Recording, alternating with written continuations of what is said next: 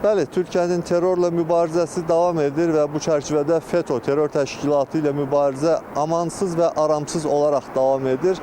Ankara daxil olmaqla 8 şəhərdə həyata keçirilən əməliyyatlar nəticəsində 19 nəfər şübhəli şəxs qismində saxlanılıb, həmin şəxslərin dövlət strukturlarında yuvalandıqları bildirilir.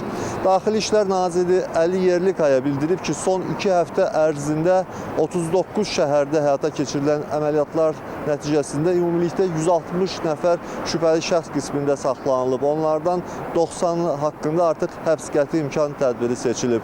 Həmin şəxslərin FETÖ terrorçularının geniş şəkildə istifadə etdikləri Baylok xüsusi rabitə sistemindən yararlandıqları müəyyən edilib.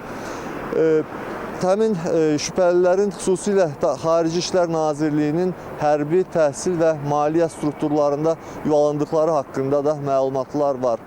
2026-cı ilə yaxınlaşırıq. Son faktlar göstərir ki, FETÖ terror təşkilatı nə qədər geniş şəkildə yuvalanıb, geniş əl-qol açıb Türkiyədə. Çünki dövlət çevrilişi cəhdindən 2016-cı ildən 10 ilə yaxın vaxt keçir və minlərlə şəxs həbs edilib, minlərlə əməliyyatlar həyata keçirilib və hələ də dövlət strukturlarında və digər sahələrdə FETÖ terror təşkilatının mənsubları əgər yaxalanırsa, bu artıq onların nə qədər geniş yuva saldıqları, əl-qol açdıqları haqqında kifayət qədər aydın təsəvvür yaradır.